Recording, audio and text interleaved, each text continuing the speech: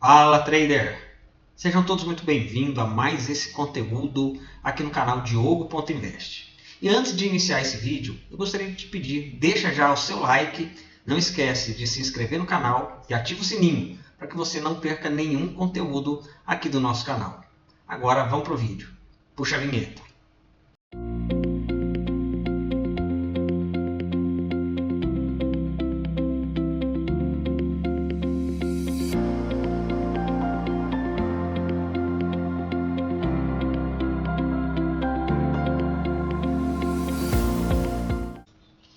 Bom, vamos iniciar aqui então mais uma análise pré-mercado, né, nesse domingo, para que a gente possa então estar preparado, né, para esta segunda-feira, esse pregão de segunda-feira. Antes vamos dar uma olhada rápida aqui, o que o mercado fez na sexta-feira. Repara que o mercado ele vem, né, num flow forte de quê? De baixa, né, fazendo correções e num flow de baixa, né. Então essa é a tendência que está em vigor no mercado. Se você for olhar sempre de forma bem macro, o mercado, a bolsa de valores em geral, ela vai estar sempre numa tendência de alta. Mas quando a gente olha num médio prazo, o curto e médio prazo, para quem está fazendo day trading, é o mais importante, né? E nesse caso está numa forte tendência de baixa, né? Repara essa tendência, né, que vem. Ele cai numa queda, ele vem de uma distribuição grande, captura essa liquidez do topo, né, dessa grande distribuição, e aí começa um movimento de baixa bem forte, né, do mercado aqui. E aqui o mercado ele começa a iniciar talvez ali uma micro tendência de alta, mas a gente não fica preso o tempo todo nessas estruturas. A gente tem que olhar sempre 2 pregões para trás e qual liquidez que o mercado está capturando, o que o preço realmente de fato está fazendo. Então, tendo o entendimento que o mercado ele vem nessa tendência, nesse flow de baixa, vendas sempre ficam melhores do que compras, tá? Mesmo o mercado estando aqui numa região de demanda. Então, acontece você ter um pouco de cautela, mas vamos entender aqui esse movimento. O mercado ele tem essa impulsão muito forte de baixa, né, que veio aqui do dia 11 de outubro, né, esse flow fortíssimo de baixa, e aí o mercado, quando você traça um volume profile lá de cima até aqui embaixo, nós temos o que? Temos essa região de POC, né, que é um ponto de controle, onde está concentrado o maior volume. No gráfico de 5 minutos, a gente vê essa tentativa de reversão de preço, porém é totalmente absorvida pelas vendas, né? E aí o mercado continua no flow de baixa. Vamos vir aqui para o gráfico de 1 minuto, tá? Para você entender aquele movimento ali, como que fica evidente. Em que o mercado tenta reverter o preço, foi o que eu acabei de falar. De que forma? Fazendo aqui esse movimento aqui de indução, né? Comprador aqui. E aí o mercado ele continua quebrando para baixo. Então ele gasta um pouco mais de tempo aqui nessa região. No gráfico de 5 minutos, outra coisa que eu quero mostrar para vocês aqui é o seguinte. Nessa impulsão todinha de baixa, quando a gente traça aqui uma Fibonacci, a gente entende que a mitigação de 50% está na região de POC. Então a gente tem esse bloco aqui, nessa mitigação de pelo menos 50%, que é o que o mercado ele costuma fazer no mínimo, 50%, 61% até 79% ali. O mercado, vindo aqui para o gráfico de 1 minuto, repara que ele anda minimamente de lado aqui na parte inferior e começa a sua correção.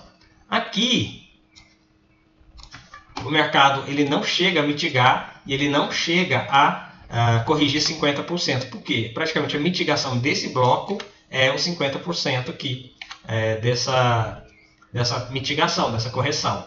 O mercado aqui ele já começa a sentir a oferta, né? Mas ele não faz nenhum choque, nada assim muito nítido. Ele até tenta corrigir, sente a oferta. E ele começa, repara que ele começa a subir de uma forma e aqui ele já começa a subir meio de lado, andando aqui de lado, acumulando o que é acima? Liquidez nessa região de cima. Quando ele vem aqui para cima, né, ele mitiga essa região dos 50%, tá? Deixei aqui só para te mostrar, vou tirar ela aqui, eu não utilizo isso o tempo todo, tá? Não utilizo essa Fibonacci o tempo todo, mas para que você comece a entender o contexto, entender o cenário, eu utilizei, tá?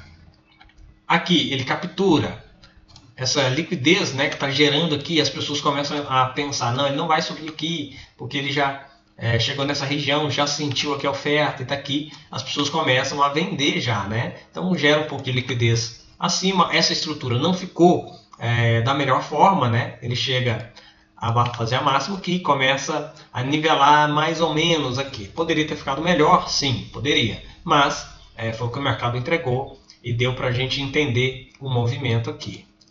Nesse ponto, eu considerei como choque esse ponto aqui abaixo, tá? Por quê? Porque é onde o mercado tenta dar uma corrigida. Aqui poderia se considerar? Até poderia. Por que eu não considerei aqui um choque? Eu sei que muita gente considerou, mas eu não considerei. Por quê? A gente tem essas máximas aqui, ó, e o mercado ele meio que não renova ela, entendeu? Se eu considerar só aqui como máximo, ele até renova levemente ali, tá? Mas não ficou muito nítido, não ficou muito claro, tá? Para mim, então, eu preferi não considerar. E considerei mais abaixo, de uma forma um pouco mais segura. Então, eu tinha essa região aqui após o choque, né? Após ele fazer esse rompimento, tá? Eu coloquei lá em cima 120 pontos. Ele vem aqui quase nos 50%, ele pega aqui, ó, nessa região de 0,85, 130, 0,85, pega a ordem e desenvolve. Poderia um pouco mais abaixo, até 150 pontos? Sim, poderia, não teria problema nenhum, mas considerei aqui, tá? Quem considerou lá em cima, pegou ainda um pouco melhor, né? Considerando ali, essa região aqui como um bloco, conseguiu aí pegar a operação 70 pontos, melhor, com um risco mais reduzido, porém, assumindo o risco de que esse teste podia vir aqui um pouquinho mais alto, até os 50% desse bloco, né? E aqui fazer um segundo choque para desenvolver. Então eu preferi um pouquinho mais conservador, mas quem entrou aqui em cima também, tá errado? Não, não tá errado, mas eu preferi seguir com essa linha de raciocínio aqui, tá? Então, nessa subida aqui o mercado executa e começa aqui o desenvolvimento, tá? Aqui um trade de 3 para 1, né? 370 pontos sendo executado aqui nessa região. E 3 para 1 é o mínimo, né, que a gente aceita pegar aí numa operação, tá? O mínimo de forma saudável dentro da gestão de risco. E o mercado desenvolve até bem mais, né? Cerca aí de 550 pontos. Quem pegou um pouco mais lá em cima chegou a pegar 600, pagar 625 pontos. Mas um mínimo 3 para 1, o mercado pagou tranquilamente. Depois disparou lá para cima novamente. Vamos então aqui para a nossa análise de mercado. Vou vir aqui no gráfico de 15 minutos primeiramente, tá? Para a gente entender as regiões. Eu já tenho até marcado aqui esse topo, tá? Como um topo de liquidez, um DSL. Por quê? Porque a partir desse topo o mercado quebra esse fundo aqui, tá? E quebra com bastante intenção, né? Então uma região que ficou interessante aqui para a gente poder estar procurando um desenvolvimento. Eu estava esperando aqui também por um time menor, né? Deixa eu ver se foi aqui por 1 minuto. A gente tinha aqui essa regiãozinha aqui, né? Em que o mercado dá uma andada de lado aqui também, tá vendo? Ó? Então, é uma região também que eu esperava que o mercado pudesse chegar até lá para mitigar. Não chegou a mitigar aquela região, mitigou essa daqui. Vou manter aquela região para ver o que o mercado faz através dessa região ali, tá? Então, o mercado abrindo aí na segunda-feira, se a partir daqui ele começa a andar de lado aqui, ó, e aí criando uma liquidez nítida, né, nivelando topos aqui, ó, de forma bem nítida, subindo aqui, fazendo um choque num time menor, você tem uma possibilidade de venda aqui nessa região, tá?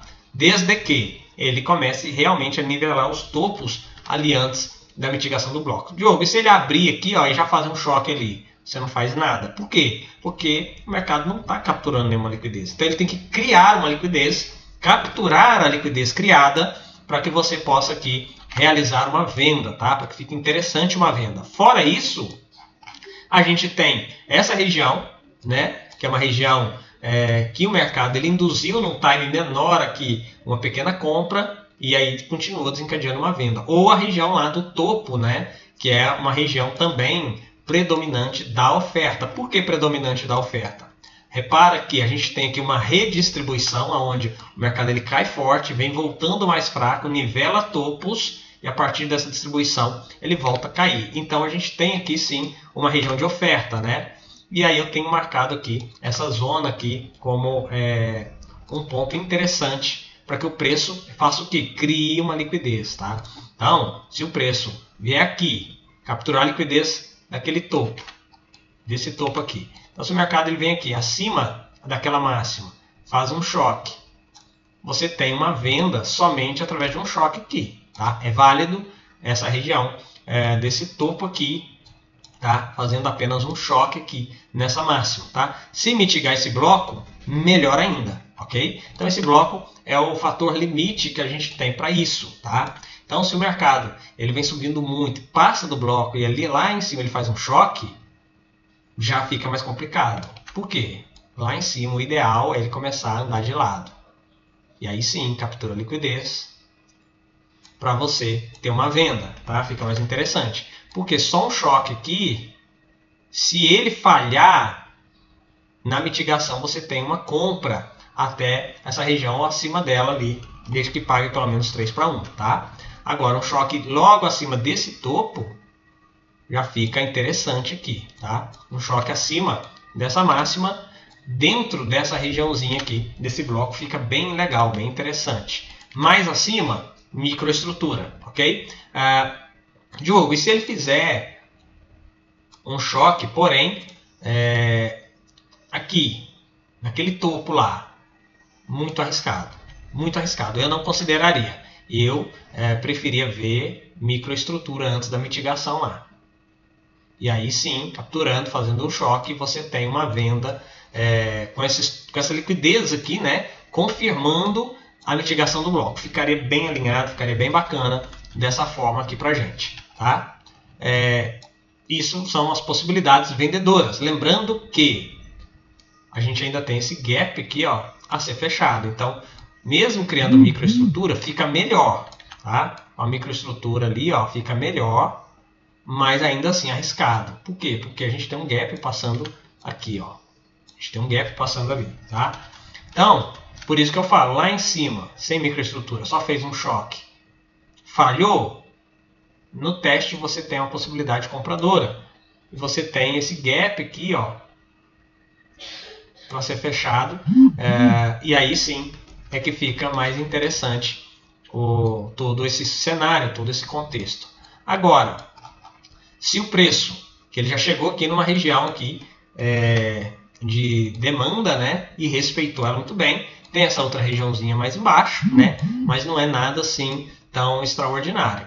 Então, se o preço ele vem aqui embaixo e começa a andar de lado aqui, ó, nivelando bem aqui esses fundos, na captura dos fundos, fazendo um choque, você tem uma possibilidade de compra, tá? Mas só um choque aqui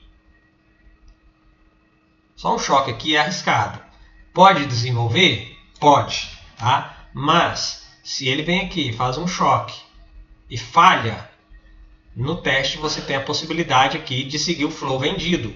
Por quê? Qual o sentido disso? Sentido que o flow ele é vendedor, né? Então, para ele seguir a venda é muito possível e ele vai ter as situações de vendas mais fáceis do que situações de compras. Então, aqui ele tem que lateralizar, tá? Tem que lateralizar, fazer o choque, porque senão a gente não tem uma compra. Se ele fizer só o choque e desenvolver muito bem, ok, subindo muito forte, fizer outro choque falhar, você pega a continuidade. O mercado é um fluxo interminável de oportunidades, tá? Você não precisa ficar preocupado. Mas, Diogo, tem liquidez embaixo desse fundo? Eu não consideraria. Por quê? Porque esse fundo, até o momento, não quebrou nenhum topo. Agora, o mercado vem puxando aqui para cima, quebrou esse topo, você vem e aí você tem uma liquidez bacana nesse fundo, tá? Antes disso, você não tem uma liquidez aqui para você considerar uma boa liquidez, tá? Então, uma outra possibilidade que o mercado deixa é ele vir caindo forte aqui, ó, um flow forte de baixo, vem retornando fraco aqui, ó, e aí ele começa a andar de lado, nivelando os topos. E aí ele captura a liquidez dos topos, faz o choque, testa, e aí você tem a possibilidade de venda aqui nesse teste aí, desses topos nivelados aqui, ó. E aí fica interessante também para você seguir o flow de baixa, tá? É uma possibilidade muito interessante, tá? Então, são esses os pontos. Como aqui ele já teve uma leve acumulação, né? Já sentiu aqui a demanda, já teve aqui uma zona de demanda respeitada, o que ele pode fazer? Ele pode vir aqui e aí ele começa a andar de lado aqui também. Capturou a liquidez desses fundos, fez um choque, você tem possibilidade de compra, tá? Por quê? Porque ele vai estar respeitando essa zona, essa pequena acumulação já foi respeitada antes, e aí você tem sim uma possibilidade compradora, tá? Lembrando que o flow, como é vendedor, a gente tem operações mais intensas, vamos dizer assim, nas vendas, pelo menos até o momento, tá? Não que você não possa comprar, desde que ele esteja dentro desses conceitos, você tem operações compradoras. Por exemplo, se ele vem puxando forte aqui para cima e visita a zona que seria uma zona de oferta, mas o mercado ele não demonstra assim tanta interesse de oferta, vem caindo mais fraco, começa a nivelar aqui, ó, fundos. Você tem na captura dos fundos, fazendo o choque, uma compra no teste, tá? Ou seja, uma compra exatamente aqui, ó. Tentei fazer uma flechinha aqui, não ficou muito legal não, mas aqui, ó, nessa região, nesse teste aqui, após o choque, você tem uma possibilidade, sim, de estar executando uma continuidade de um flow de alta, tá? Então, essas são as possibilidades que a gente tem até o momento, tá? E fica de olho, marca aí as regiões que eu pontuei, tá? Os desenhos, né? Subiu forte, cai fraco, aonde que você pode considerar choque, aonde que você deve esperar por microestrutura. Isso tudo vai fazer a diferença no seu operacional, tá bom? Fica com Deus, um forte abraço e amanhã a gente está de volta aí com um novo vídeo aqui de pré-mercado aqui no canal. Forte abraço!